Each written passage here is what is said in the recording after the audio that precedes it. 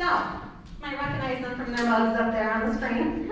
Out of makeup and out of costume, but this is Talia Suskauer, who is playing Alphaba in the national tour of Wicked right now, who, thanks to COVID, happens to be home, and so we're blessed to have her with us today. And this is Allison Bailey, who plays Glinda on the national tour, opposite of Talia.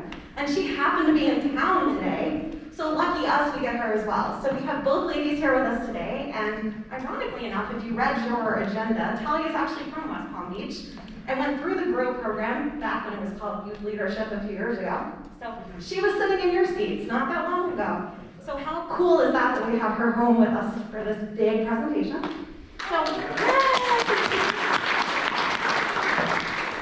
So I am going to let these two very talented actresses sort of give you a little brief intro about themselves, and then I'm going to ask them some questions to sort of facilitate a conversation. But I am happy to travel around, take questions from you guys as well, so start thinking, all of you theater people out there, or actors and actresses, people in the arts, you guys got questions for these ladies, start thinking, okay? I'll come around and get questions, so whichever one of you like to go first, give us a little bit about you. Hi everyone, good to see you. This is actually wild to be here, not only because I'm from here and I was in this program, I think probably in once I graduated high school in 2014, so probably 2013. I think you're juniors, right? Mm-hmm. All right, I still remember. Pretty cool. So my name is Talia. It's nice to virtually meet you. Sorry, you can't see my face. You can kind of see it there, even though it's green. I went to Dreyfus for high school, and always knew I wanted to study musical theater, and I loved to sing. I loved to dance. I was in dance classes, and did community theater outside of school, and then graduated Dreyfus and went on to Penn State for musical theater. I had a great 4 years there. And from Penn State, I went on to join the off-Broadway company of a show called Be More Chill right out of school, and then was very fortunate enough and serendipitously joined the Broadway company right after that of Be More Chill. And then after that show ended, after a six-month run, I joined the national tour of Wicked, and I met Allison here, and I'll pass it over to her. Hi. I'm Allison. I actually am a native Floridian. I'm from Pensacola. I just happened to come down here and visit Talia, and it just worked out so I could see you guys. So I am born and raised in Pensacola, Florida. I went to the Boston Conservatory for majoring in musical theater, and then I moved to New York. 5 years ago, I started on the national tour of Wicked as a Glinda understudy, and I was in the ensemble. And I left, and I was only gone for 6 weeks until they called and said, "Do you want to come play Glinda?" And I said, yes. So I've been with the show for over 5 years, so I feel like a dinosaur. No. But yeah, so that's basically me in a nutshell. Yeah. All right, so for these folks out here who are sitting in these chairs, and you guys were there not that long ago, okay, any fun tips, any fun stories of how you sort of got to where you are today? Anything you remember from high school?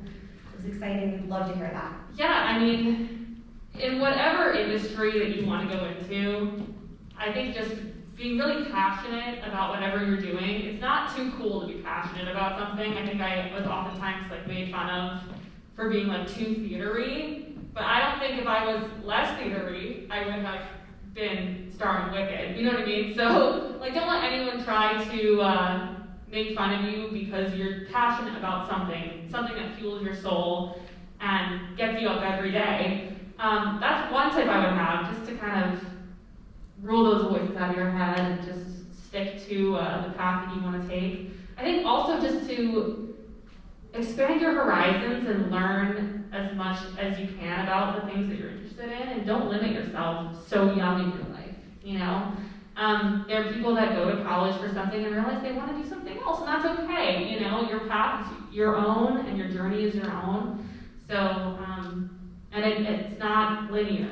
I think, especially in the arts, people's paths are boop, boop, boop, boop, boop, boop, you know? So it's not graduate, get a job, and move to another job, and kind of elevate in industry. That's not what the arts are. The arts are like little doors and avenues opening up every which way. You kind of just like jump into the one that's best for you at that time.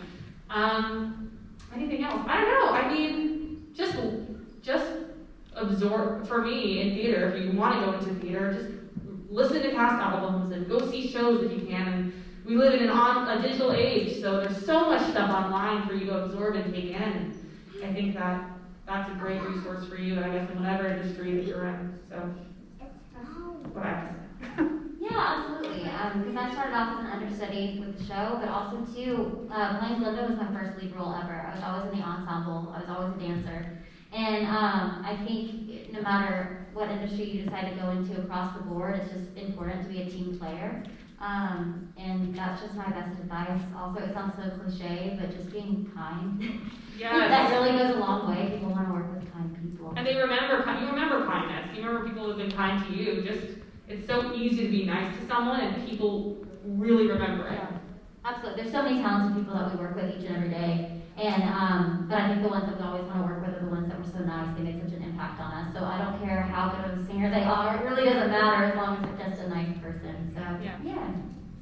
So we want to know, for all of us who are theater geeks and love going to the theater to see ladies like you on stage all the time and can't do it ourselves, we want to know, what's it like on Broadway? What's it like in New York City? What's it like to be on that stage and look out? And how much can you guys see past the curtain line? You know, that's what we want to know. Yeah, I mean, that really depends on where you are.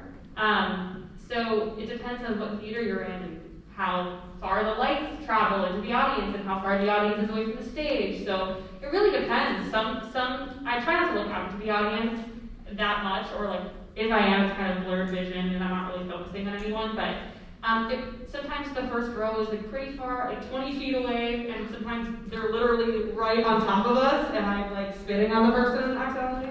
Not COVID friendly right now, which is why we're not at work. But yeah, I mean, it really depends. Being on Broadway is awesome, but I have to say, it's not really, like, when I made my Broadway debut, I was like, oh, it's like doing a normal show. It really is not so different than doing a show at school or doing a community theater production. It's the same exact feeling. I just, that realization shocked me, because there's this pedestal that people put Broadway on, you know, as it's like kind of the top level that you could be at, but it's like doing a show anywhere else. It's just a lot of fun, and people are making incredible costumes, and the sets are great, and the lights are beautiful, and a lot of people are just working to make this incredible thing happen. And I think a lot of people don't realize that it's more than just who you see on stage. For who you see on stage, there are double the amount of people working behind the scenes. So we're gonna get to that, because we want to know how that happens. Yes, she basically said it all. We're gonna get there. Collaboration of what's going on. But tell us what it's like for you, Allison. No, it's the coolest thing in the world. I honestly feel like, because Talia flies in the show, I fly too. I come by bubble. I think it's the coolest view in the entire world. I do. You know, you're able to come down from the show and from like 34 feet in the air, and you look down and you see this audience, and you're like, oh, this is just like, I don't know, it's the coolest feeling. So I don't know, for anybody that ever has had a dream, whether that be in the musical theater world or, you know, in anything, it's just the coolest culmination of hard work that you've been able to achieve. So yeah. So you already mentioned that it takes a lot of people backstage, and I mean, we can only imagine what goes on behind the scenes, but to make you ladies look like that, we want to know, how many hours are you sitting in hair and makeup, and how are you green, and how heavy are your crowns? That's what we want to know. Yes, it actually does not take so long. I think many hands make light work, right? So we have a lot of people working backstage to make this show, to get the show up and running really in like, I think the first person probably has to be here a couple hours before the show, and then I'm usually the last one to leave, one of the last people to leave. But to get green, for me, it takes the whole thing with, you know, makeup, hair, costume, half an hour. So I'm supposed to be in the chair at half-hour call before the show, that's it. And then my makeup artist, and she gets to work and literally paints me green with, it's MAC makeup, so it's not like terrible makeup for you, it's just like, it's just green. And it's a lot of fun. And then we get the hair on after, and then So that's this different person that comes in, our hair supervisor comes in, and then I get into my costume, and that's the third person, that's a dresser. So on my team, it's a team of 3. So Allison is a different story. No, I mean, it's so true. I mean, we both have a dresser that follows us. She's kind of like our built-in best friend and makes sure that we hit all our costume changes at the right time, and she holds our water. It's really kind of fun. Yeah, I mean, basically, the minimum requirement is 30 minutes for all of us to be there. And we have somebody doing our hair and our costumes and everything. My dress is 25 pounds, not this one. But there's a dress called the bubble dress, and it's the opening of the show, and it's this big, blue dress. I think I've dreamed about wearing that dress longer than I ever did my wedding dress. But it's about 25 pounds. We wear heels. I wear 3-inch heels in the show. And then I believe I have 2 crowns in the show, and one I think is 3.5 pounds, and the other one is 5. But what's really cool, speaking of magic, we have a physical therapist that travels with us, so they kind of make sure that we're taken care of the whole time. We're treated like athletes, which is what we are. I mean, we have vocal athletes, and then we have all our dancers that are just constantly moving their bodies. So we have a PT travel along with us like any sports team would, which is great because they're working round the clock to make sure our bodies are able to do the show 8 times a week. So, has anyone in this room seen Wicked on stage? Okay. All right, lots of hands. Okay, so we know in the first act you come down in a bubble. Yes. We know at the end of Act 1 you fly and defy gravity. So, what was your first experience like? I'll start with Allison, coming down in that bubble for the first time, maybe when you stepped in on an understudy night. What was that like? Coolest thing in the world. I honestly wanted to throw up at my first show. I was so nervous. I'm also holding a wand, and it wasn't even being up high. I was afraid I was going to drop the wand on somebody. My hands were so sweaty. But it really is the coolest feeling in the world. It's like an iconic bird's eye view. So yeah, I'll tell you what though, it's more scary in rehearsal than having the dress on, just because in rehearsal I don't have anything to weight me down, so it kind of swings a little bit back and forth. But yeah, so that's kind of how that works. So how was it the first time you got to fly? Terrifying, only because I'm afraid of heights, and again, we did it in a rehearsal, and all the lights were on, so I really got to see how high I was. And I was like, oh, I don't know if I can do this. If this is what this is, I think I needed to pass the baton along to someone else, because this is pretty high. But they assured me that it would be okay once they turned the lights off, and I wouldn't be able to see, the full scope of the 3 tiers of the audience, and I was like, face to face with tier 3, you know what I mean? So, once I flew with tech conditions, so in our put in rehearsal, and it was pretty much for real, just without an audience. It was spectacular. It's a really, really cool thing, and if you've seen the show, it's an incredible spectacle that they were able to achieve technically. So While singing. well, correct, while singing. Yep. Yeah. Nice. So you guys were out on the road till about March, like everyone else last year, and then the world kind of shut down. So tell me what it's like on the road. Tell me what it's like to be on a tour. I mean, how do you get around? How does this work? What do you do in the cities? Tell us about that. Yeah, so Allison's been touring much longer than I have, and she's been to so many. You've seen most of the country, right? Yeah, I've been to about 68 cities. Oh my gosh. It's unbelievable, but touring is the best. I love the lifestyle so much. I'm able to pretty much tour the country, get paid to do it, and meet all different kinds of people, and live in these cities. We're not packing up and moving every night. We're packing up every 3 to 6 weeks to move to a new city, and it's spectacular. It has its pros and cons for sure, only because you don't have a home base, right? The home base just for a little bit, and as a singer, as a performer, sometimes different climates and environments can affect you differently. For example, we opened in Las Vegas when we took over the roles, and then went right to New Orleans. So we started in super dry, and then went right to literal swamp. So you have to deal with that. You learn to negotiate that wherever you are. But yeah. And they have it's like a regular job and a corporation. We get rental cars, and some of us live out of hotels. They give us hotel options, and if we don't want to do that, we can stay in an Airbnb, or if we have family that lives there, we can stay with them. So that we really do kind of have a lot of flexibility, which is nice. get to see it through the country. Yeah, absolutely. I don't know who gets to do that very often. Like just this morning, I was like, Allison, like tell me about Omaha. Like how was that for you? You know, That's not a question. Places like how I've never visited, I'm like, oh, Right. You know, and nothing's wrong with Omaha. I just had no reason to go. Exactly, and places that you never would have gone to, and then you actually love, you know, you fall in love with these places on the road. Like I fell in love with Columbia, South Carolina. It was such an incredible city, you know, and nothing really ever would have taken me there necessarily, so. And you're getting paid to do it, so that's even better. That's fun. So, any fun, crazy stories that you can tell us? You know, you can change names, you can change whatever, facts and situations, anything that has happened that you just thought was the darndest funniest thing or something happened to you on stage.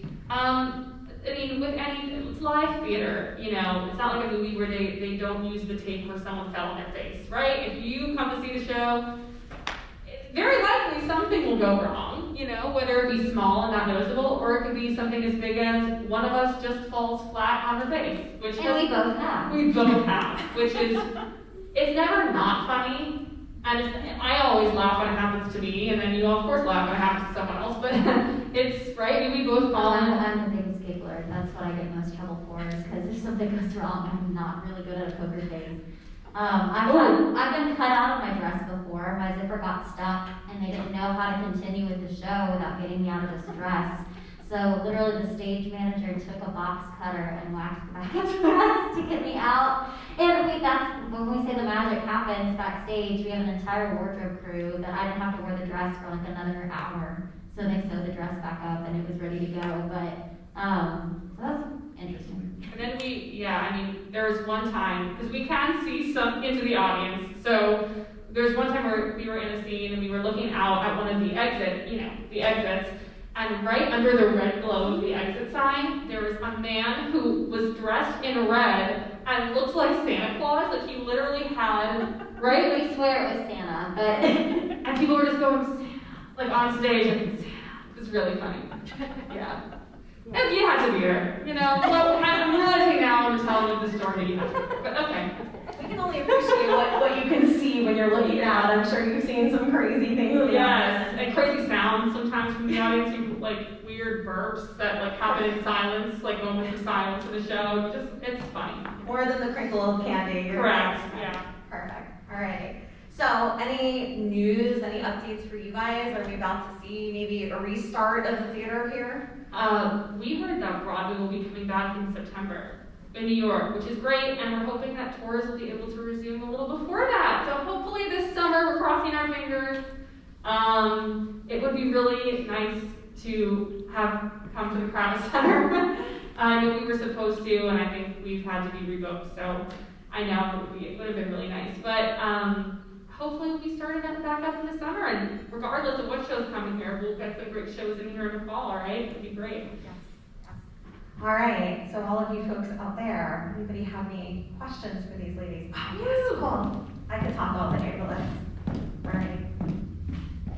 So, especially now with COVID, since you guys haven't been performing like recently, do you guys have to freshen up on your script or anything? Do you feel like you've forgotten some like key things, or Yes. do you just swing right into it again? Yes, I personally, so it's kind of different because I've only been with the show for like 5.5 months, and Allison's been with it for 5 years.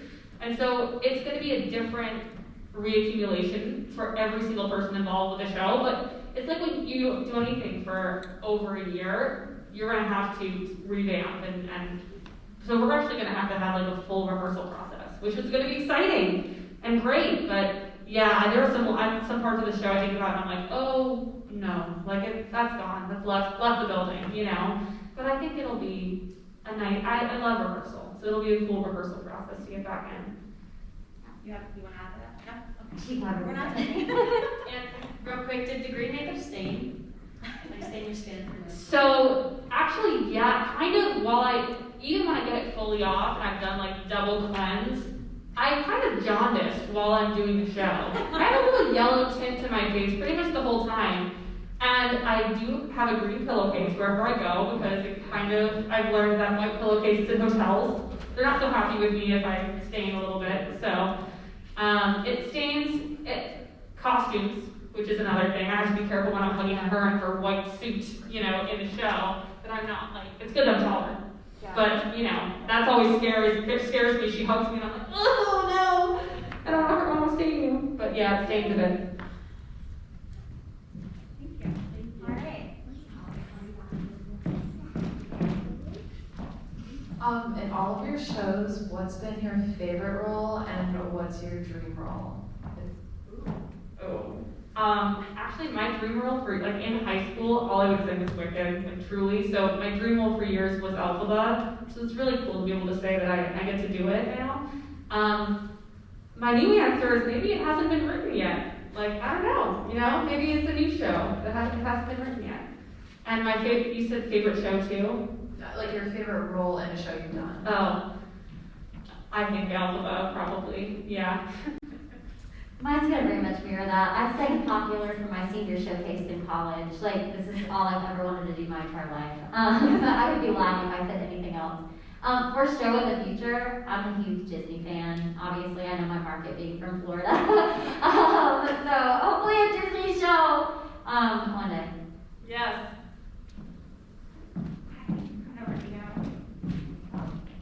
So what have you guys been doing for like the past year since you haven't been able to perform? That is a really great question. Sometimes I ask myself that to this day. What are you doing with your life? Yeah, it's been pretty difficult because, right, you train your whole life to do something. Like, truly, I had 4 years of college, and then you train in the industry every single day just by going out on auditions and taking different jobs. And all of a sudden, the fact that the industry can no longer exist is a huge blow. It knocked a lot of us out. You have an industry that's 99.9% out of work. The entertainment industry has been truly shuttered by COVID. So, you know, with that, it's been a lot of relaxing and trying to decompress and do things with family that you're not able to do with the transient lifestyle, so that's been really nice. I teach. I think we've both been coaching a bit and teaching a bit. And then just trying to do things that I'm not able to do when I'm doing theater or on the road. Learning new things and trying to, it's hard. Spend a lot of time with family because you don't get to go home a lot when you're in New York between different jobs, so. Yeah. I mean, I think any of us would be lying in the theater world to say it hasn't been a hard year. I'm not even really a crier, and I've cried more this year than anything else, but I have to look at it as a blessing. I have not been home in Pensacola this long since I graduated high school, which was 10 years ago. So it's been a lot of time spending at the beach and with my family, and yeah, nothing too exciting, but honestly, like, sometimes the mundane moments is what you gotta be grateful for.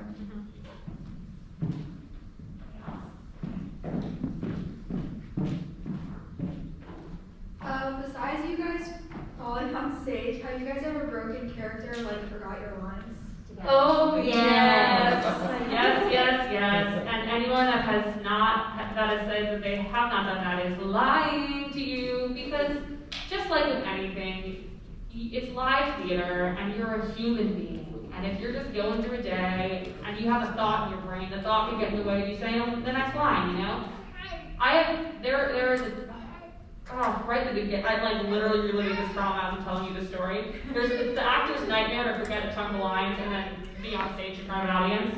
That has happened to me with a song, and the thing you want to do after you forget a lot of lines is run off stage and bang your head against the wall, and I couldn't do that. My character stays on stage for literally 20 minutes straight after that, so I just had to kind of live with that, like, you just forgot, 15 lines, And by forgot, I mean I stood there. I stood there in silence. It was literally horrifying. They thought that the mic went out. My mic went out backstage. That's why they couldn't hear me. It was just because I was just sitting there. Yeah, you get so used to the routine, and I'm changing with my dresser, and she's changing me and everything, and all of a sudden we just hear this silence. And we just looked up, we're like, oh, it's unfortunate. No one heard what she said. So, yeah, I mean, it totally happens. It but happens. That's what makes life fun, and our job really fun. It's different every night. And to forgive yourself too. Like, I'm just a human being, and I know I have 200 more lines to say, so I'm just gonna nail those, right? So, yeah. Oh, we have a question in the back. Oh, okay. Yeah. So, how do you give your voice a break after you sing? Do you just eat a bunch of ice cream or something? Oh, I wish!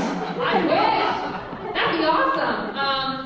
Some people do. Everyone's different. we are very lucky so that we have most of the day to rest. We're normally not called into a rehearsal unless we're putting in a new cast member, so we can kind of decompress and not really talk so much during the day, which is great. And drinking a lot, you gotta hydrate. A lot of tea, a lot of water, a lot of broth, which is very fun, drinking broth. And then, yeah, I mean, weirdly, it's you have to warm up for a show. For a show, you also have to cool down. So you have to kind of like turn the motor off and kind of do some hums and get the voice kind of shut down for the night. Because she just worked pretty hard. So yeah, it's a lot of cool downs and stuff. And It's kind of fun too because I hang out with her a lot, and we're on the same page. So I can sit in a room with her, and I don't have to entertain. Like sometimes we don't say anything. We're just sitting we're there. sitting there. You know, everybody's kind of used to it by now. But Sometimes it is ice cream. good Lord, I wish I had ice cream all the time though. Sorry, I got one more question. Yeah. So like, I know a lot of actors, they go to like college for it. Like, is there like a way to like, you know, like just work your way up, or do you Yes, have to do Of course. college? Our theater, I didn't even go to college for musical theater. He booked a show when he was 18 years old and then kept building his resume. I'd say it's sometimes easier and more helpful if you have an education in musical theater just because of the connections you can make. But you don't have to. I know just the exact same amount of people that have not gone to college for it and just went straight to New York and started auditioning because, you know, experience is just as valuable to teacher as your professors at school, with this industry specifically. And a lot of people are successful that way. I mean, I really just wanted to go to college, not only to learn, but because I wanted to go to college, you know? So a lot of people just can't afford it or they don't want to, and they want to just kind of get started right away or feel like they're ready for that, and they do. And a lot of people are really, they find success. So there's no, like I said earlier, there's no like linear career path where you have to graduate from this certain rank of school to get a job here. That is not what happens in theater, which is great. So I had one question from the audience out here. Somebody wanted to know, what's your favorite song that you sing in Wicked? Go ahead. For me, I think it's Defying Gravity, which is the one that I think most people know, which is the end of Act 1, only because I specifically remember seeing the show the first time and feeling the effect that it had on me just watching that song. And again, like I said, it's a spectacle. So I know the impact that it will have on every audience that I sing it to. And so I think that's a lot of weight to carry, and I don't take that lightly, and it's an incredible honor to be able to sing it every night. So. And mine is so cliche, it's popular. Just because I've been singing it since I was a little girl, and it's so much fun, and like she said, it's an honor to be able to think about how many people have played this role, and there's some other person in the audience that is thinking about being on stage one day too, so yeah, absolutely. And do you get to make it your own a little bit? We do, and they encourage that, because I'll never be Kristen Chenoweth. Like, I'm gonna have to be Allison Bailey, and nobody's gonna be like me. So you have to go into it knowing that you can't replicate somebody, because I would be awful if I tried to be Kristen, truly.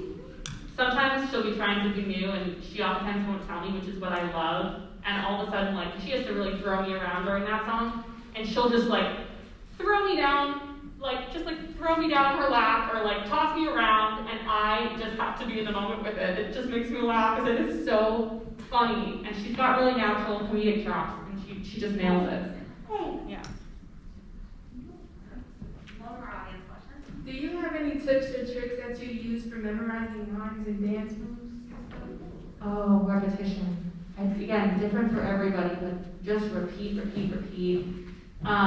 Some people, like everyone does a different thing. I love putting my lines on flashcards. So I'll put like the line before it on a flashcard, and then I'll flip it up, and it'll be my line. So it's really good to practice with. That's the way I find that helps me. And then just like getting a buddy and just saying your lines together, repeating is so important. Absolutely. For me, it's running. The line with somebody else, I think that just helps so much.